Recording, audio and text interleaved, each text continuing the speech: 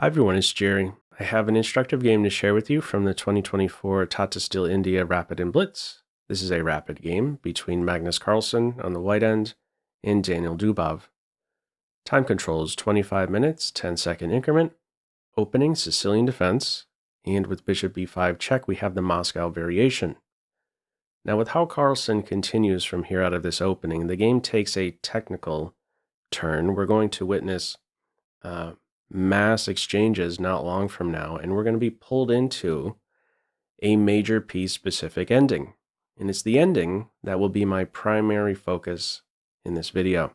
There are important lessons to take away regarding rook and pawn endgames, as well as potential king and pawn endings.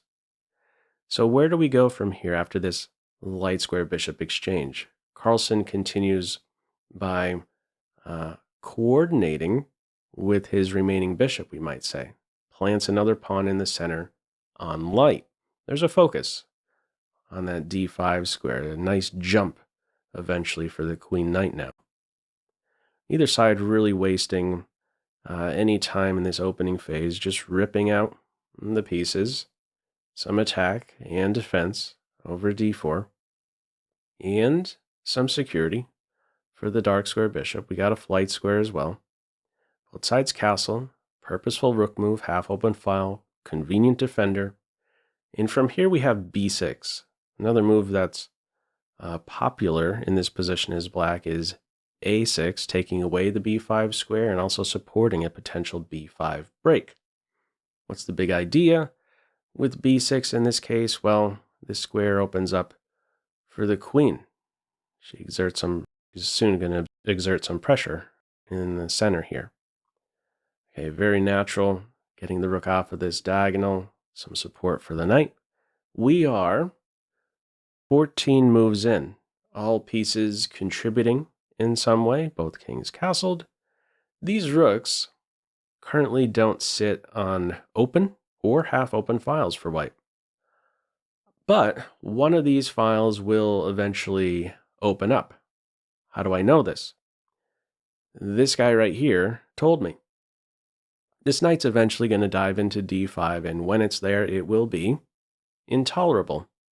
Pretty much have to take it. And after c takes or e takes, there you go. One of the rooks will spring to life. Queen b7 from here. Knight's off. Bishop contests this guy here. Follow up is knight to d7. A word of caution at this point. This move here, e5, if you play in this way, you could win the e4 pawn and give up the b pawn in exchange. But this really isn't such a good idea, in my opinion.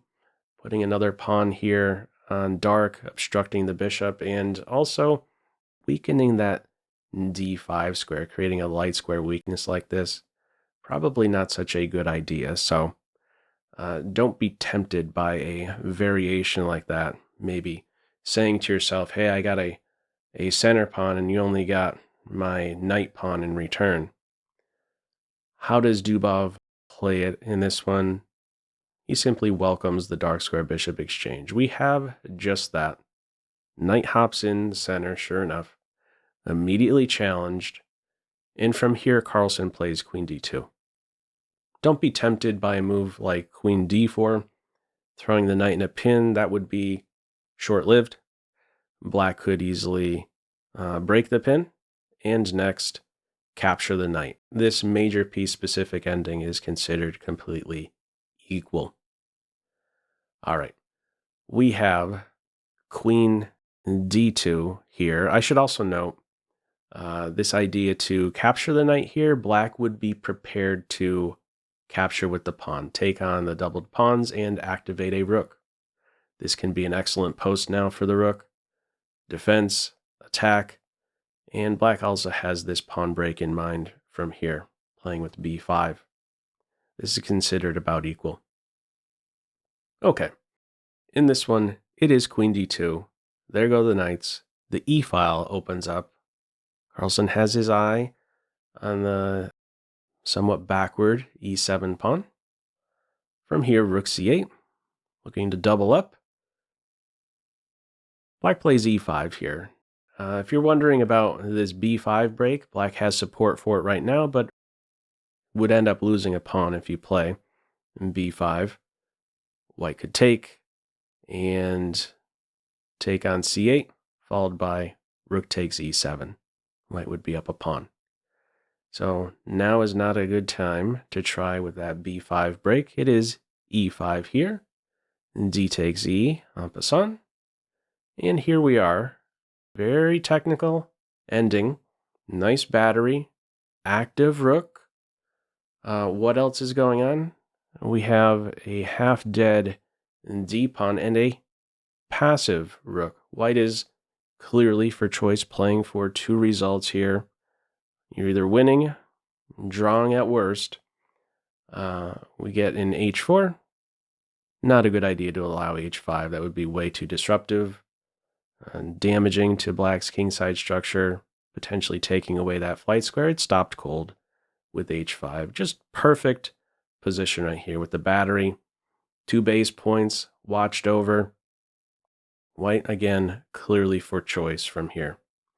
So let's see where we get some action. Eventually this rook decides to abandon defense of d6 right about here. So if you go ahead and take on d6 in this position in the game, it's queen c3 check.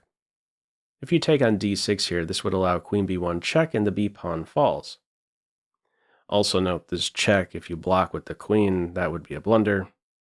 Queen d1, there'd be rook e1, winning the queen. So not so fast. He's not so quick to give up this b pawn for the d pawn. He lands a check first. So now if the king moves, we're ready to simply win the pawn. Queen e5 here. Queen takes queen, pop quiz. How would you recapture here? Feel free to pause the video. All right, Dubov continues with pawn takes queen. Considered better, rook takes queen, allowing the half-dead pawn to fall. In exchange for it, the black rook becomes very active. There is value in obtaining such a piece, targeting 2 base points, keeping pressure on them. This is not considered a winning advantage for white. How Dubov plays it, he captures with the pawn, allows Carlsen's rook to get to the 7th rank. Considered best, rook a8. I don't know that you're going to find many players pulling that move off. It's a5 in this game, at least clamping down on a weak square. In comes rook d6, and black has to now go passive. Active versus passive rook situation ahead. Black cannot afford to go into a king and pawn ending. Rook e6, this here would be winning for white. These 3 restrict these 4, and a winning path for white. Put the king on c3 and push through with b4. Eventually white will acquire a passed pawn on the queen side. So black must go passive. Rook b8 it is. Each side improves the king. And from here, Carlsen plays rook to d5. King f3 is considered a winning path here. A funny line could surface after king e7. Rook d5 here is considered winning. The funny line is rook c6. Maybe tempting to play rook c6 in such a position, maintaining pressure on the pawn, restricting the rook.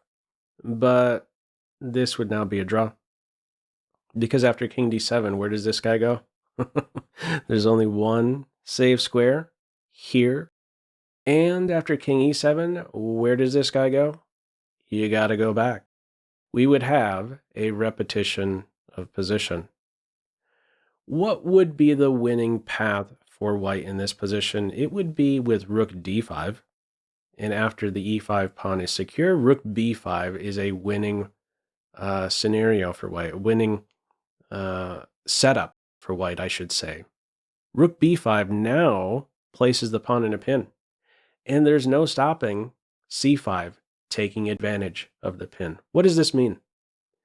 It means that eventually we're going to be pulled into now a king and pawn ending that is winning for white. How might this look? Say the king improves, we get c5 check, we improve the king a hair first, and now we're ready to crash through on b6. This here is a winning king and pawn ending for white. All right. In this game, after Dubov plays king f8, Carlsen plays rook d5. Aware of this idea, placing the pawn in a pin, this is Dubov's moment to transfer the rook to a better square now that there isn't pressure on this pawn. Very nice rook transfer here. He's not babysitting the e pawn with a pawn. Nope, it's rook e8. Preparing to now meet rook b5 with rook e6, a far better post for that black rook. From here, Carlsen plays king f3. In the computer's eyes, it says best is to undo your last move. Get back to this rank pressure idea. It's king f3 in this game, and now this is considered drawn. That assessment changes soon enough, though. Rook e6, still considered drawn. Rook b5, and big moment here. In the game, Dubov now plays f5. This is now considered winning for white. If f6 is played instead, it would be considered a draw. I'd like to highlight why that is the case. I'm going to put on board here two king and pawn endings, one with the pawn on f5 and the other when it's on f6. When it's on f5, the king and pawn ending will be winning for white. When it's on f6, it will be drawn. Let's see why. In the game, it is f5. Carlsen breaks with c5, tracks down the a pawn, now has a passed a pawn. But here's the thing. This rook has a moment to target this pawn. It's ready to get really active. Rook b5 could be played, though, keeping this rook, taming this rook, not allowing it to get activated. This king and pawn ending is winning for white. Why is this the case? Well, this is the square that really sticks out to me. This pawn restricts these two because of the control over that g5 square. And this hole, this gap on g5 is significant. This pawn controls these two control these. Carlsen is essentially playing up a pawn on the queen side, has a winning plan would have a winning plan here with king c3 and b4. A move to shy away from here as white, a pawn advance, f3, because this would at some point or another allow black to create a passed pawn with e4. So this guy should just sit. King comes over here, and what do you do as black? Play e4. You withdraw the king. In both cases, there's b4. If f4, you can first exchange. There's still an unhealthy structure here. In order for black to obtain a passed pawn on the king side, black would have to allow white a passed pawn in the process. What am I talking about? This right here. Yes, you have a passed pawn, but this guy is passed as well. So what I'm getting at here is that with this guy right here on f5, it's an unhealthy structure. Let's see how things are different with this pawn back one step. So let's go all the way back right here. Move played in the game was f5. If we go with f6 and play these same moves, bringing it to the king and pawn ending, this is now considered a draw. Let's see why. Notice the big difference here. g5 is no longer a hole. After a king move, black could play with g5. And if we're pressing over here, With b4, first of all, I should note, after this g5 move, you don't take. If you take, you're going to give black an outside passed pawn, so you have to sit here on this tension as white. If you continue with b4, okay, here we go. Black, we could see, will now be able to eventually create a passed pawn without allowing white a passed pawn in the process.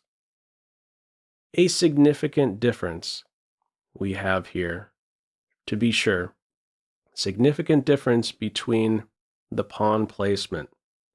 Pawn on f5, king and pawn ending, winning for white. Pawn on f6, drawn.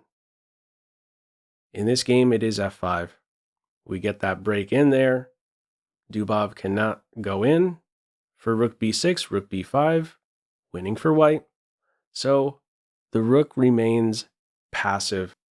We improve the kings a little bit. Carlsen plays rook to b5 here. This is considered a misstep.